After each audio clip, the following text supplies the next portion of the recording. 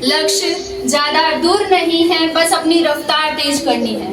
आज खामोशी से पढ़कर कल अपनी सफलता की कहानी लिखनी है। और very good morning to all of you. आज मैं आपके सामने एक ऐसे महान व्यक्ति के बारे में बात करना चाहती हूँ जो एक दलित समाज से थे, एक हरिजन थे। उनका जन्म महार जाति में हुआ था। उनको बहुत ही पीड़ा सहनी पड़ी थी जब उनको अपनी लाइफ में सक्सेस होना था। जी हाँ दोस्तों, अब आप सोच रहे होंगे कि महार जाति में जिसका जन्म हुआ, जो दलित है, उनके बारे में क्या बात करना व्यर्थ है। जी नहीं, व्यर्थ नहीं है, क्योंकि वो दलित तो थे, उसके साथ साथ वो एक पावरफुल पॉलिटिशियन भी थे। जी हाँ, सन 1891 में रत्नागिरी नामक स्थान महाराष्ट्र की वह भूमि जहाँ जन्म हुआ एक ऐसे महान व्यक्ति का जो एक पावरफुल लीडर थे, एक पावरफुल प्रोफाउंडर दलित लीडर थे। उसके साथ साथ वो एक ह्यूमन राइट्स प्रोफाउंडर भी थे, एक इकोनॉमिस्ट, एक थियोरिस्ट, एक सोशोलॉजिस्ट, एक स्कॉलर और एक प्रोलिफिक राइटर भी थे। उनका नाम था डॉक्टर भीमराव रामजी आम्बेडकर। छोटे थे तभी उनको रत्नागिरी से सतारा में शिफ्ट होना पड़ा था। उस वक्त उनकी माताजी का भी देहांत हो गया था।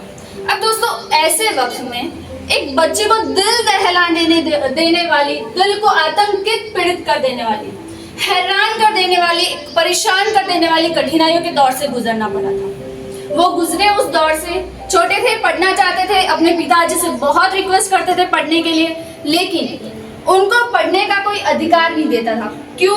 क्योंकि वो दलित थे, इसीलिए। फिर भी उनके पिताजी ने किसी भी तरह से उनका एडमिशन करवाया। अब एडमिशन तो हो गया, लेकिन उनको क्लास में नहीं बैठने दिया जाता था। बोला जाता था तुम दलित हो, तुम क्लास में बैठकर आम बच्चों के साथ बैठकर नहीं पढ़ सकते। उनको पढ़ने के लिए बाहर बैठना पड़ता था, क्लास के बाहर। क्यों? क्योंकि वो दलित थे। फिर भी उस छोटे बच्चे को पढ़ने में इतनी ज्यादा रुचि थी ना कि बाहर बैठ के पढ़ते थे। जहाँ सारे बच्चे अपने जूते चप्पल रखते थे, वहां बैठकर वो अपनी पढ़ाई करते थे। उनको बहुत ज्यादा रुचि थी पढ़ने में, तो वहां बैठकर भी पढ़ने में उनको कोई प्रॉब्लम नहीं थी।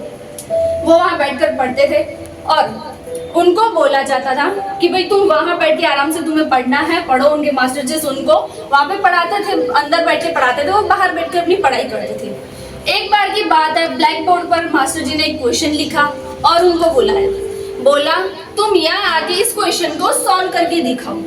वो जैसे ही क्लास के अंदर जा रहे थे, सारे बच्चे जोर से चिल्लाए, अरे मास्टर जी रुक जाओ, ये नीची जाति से है। बच्चे चिल्लाए ही नहीं, उसके साथ साथ वो वहां पे दौड़ने भी लगे। अब ये बच्चा उनको दौड़ते हुए देखकर हैरान परेशान हो गया, क्यों दौड़ रहे सब। तभी उसने देखा कि सारे बच्चे अपने जो टिफिन के डब्बे ब्लैक बोर्ड की साइड में रखे थे, उनको साइड में हटा रहे, धक्का दे रहे। क्यों? क्योंकि अगर उस बच्चे की परछाई भी उस डब्बों पर पड़ गई ना, तो उनका खाना जो है वो अपवित्र हो जाएगा। लोगों को ये भी लगता था कि अगर हमने इसकी आवाज भी सुन ली तो हम अपवित्र हो जाएंगे।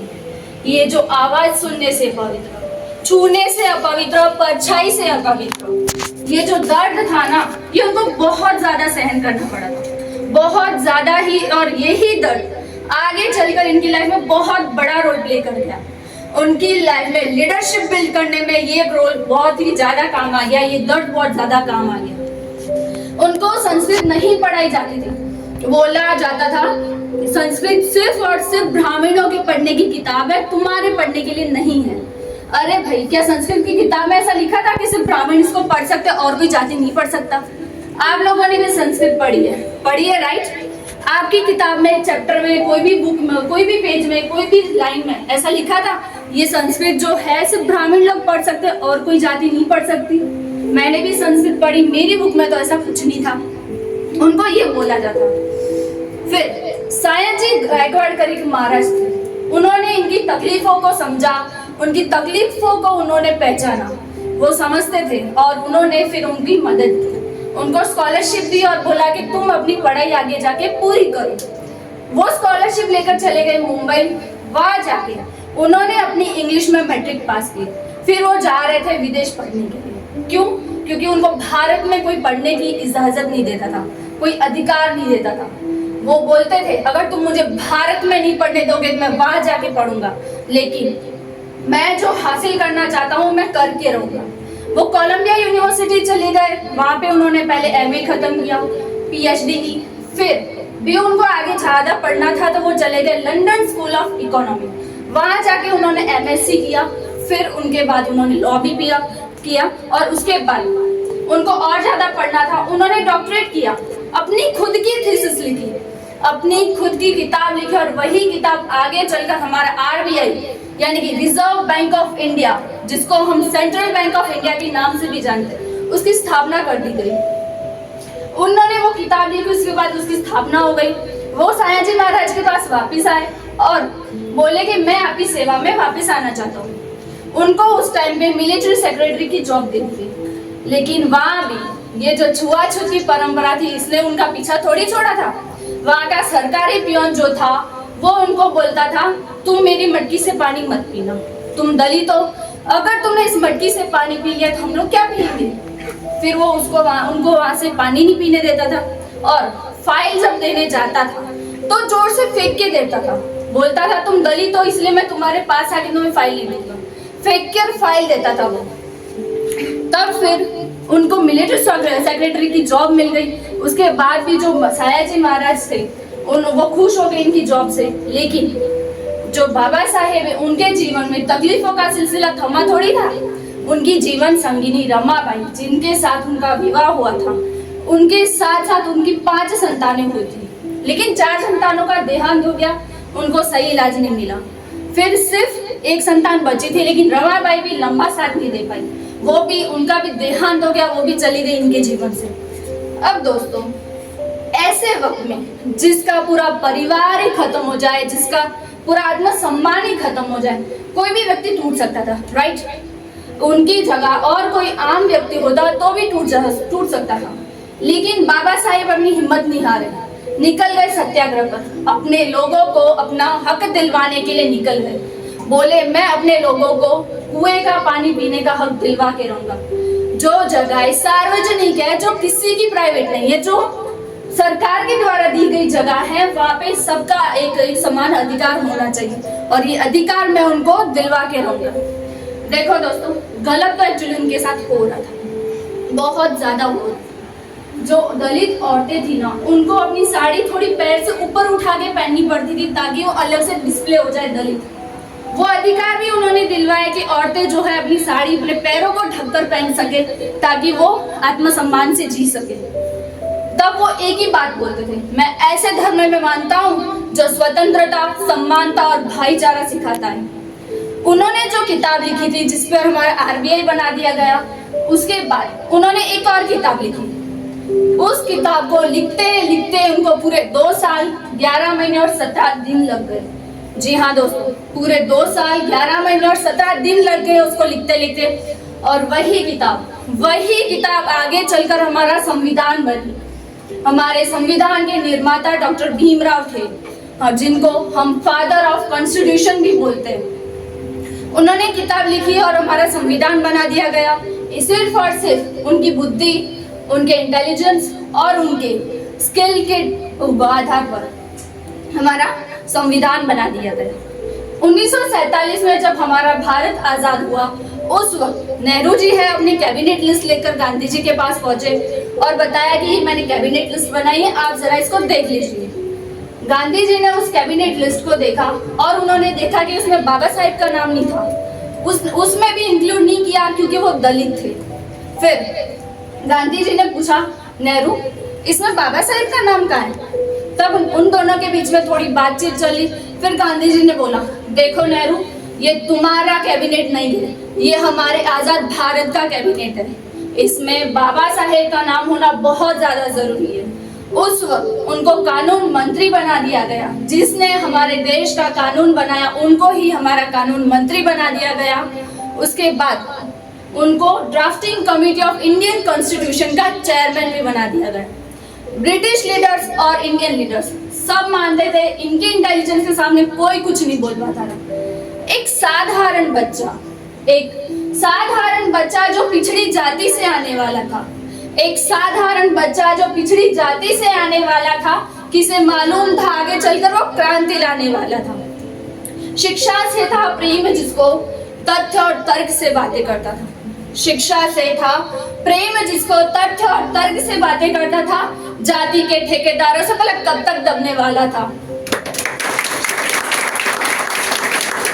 सहा जुल्म सितम सहा जातिवाद, सहा जुल्म सितम सहा जातिवाद, गरीबी भी सही सहा भेदभाव, सहा जुल्म सितम सहा जातिवाद, गरीबी भी सही सहा भेदभाव। विद्या को बना हथियार, विद्या को बना हथियार, वो जनसेवा के हित में लड़ता रहा, लड़ा, मुश्किलों से लड़ा, कठिनाइयों से लड़ा, परंतु रुका नहीं, वो पढ़ता रहा। क्योंकि मालूम था उसे मालूम था कि शिक्षा ही है वो ताकत जो आगे चलकर न्याय दिलाती है। जाति के ठेकेदारों से भला कब तक दबने वाला था, क्योंकि शिक्षा ही है वो ताकत जो न्याय दिलाती है। जाति के ठेकेदारों से भला कब तक दबने वाला था। क्यों एक जाति से दूसरों पर कुरीतियां थोपी जाती है।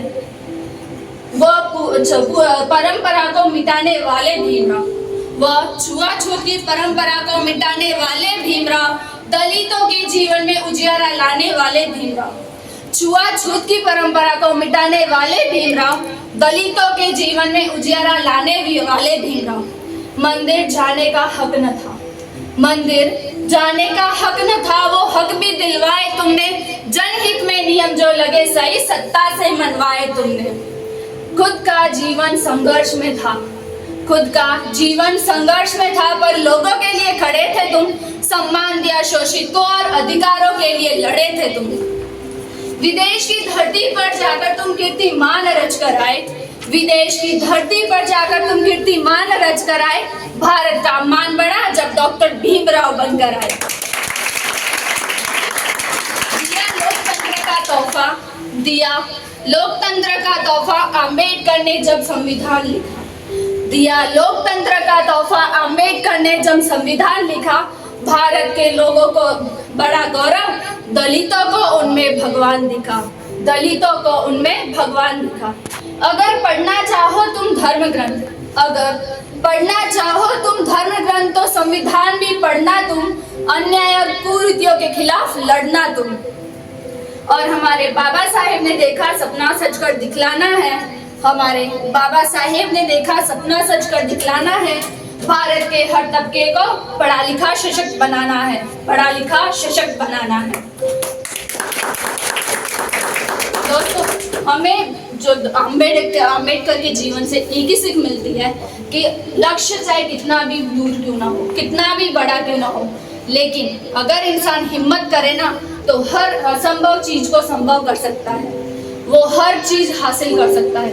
उनके जीवन में वो जब पढ़ना चाहते थे तब उनको कोई अधिकार नहीं देता था, उनको बोलते थे तुम दलित हो, ये चीज बोलकर उनको डांट दिया जाता था, किसी चीज में उनको इंक्लूड नहीं किया जाता था, उनको हर चीज के लिए स्ट्रगल करना पड़ता था। हमारी लाइफ में ये सब नहीं है, हमको हर अधिकार मिलते हैं, हमें सारी फैसिलिटीज मिलती है। और सबसे बड़ी बात, जो जात पात है, जो ऊंच नीच है, वो अब खत्म हो गई है।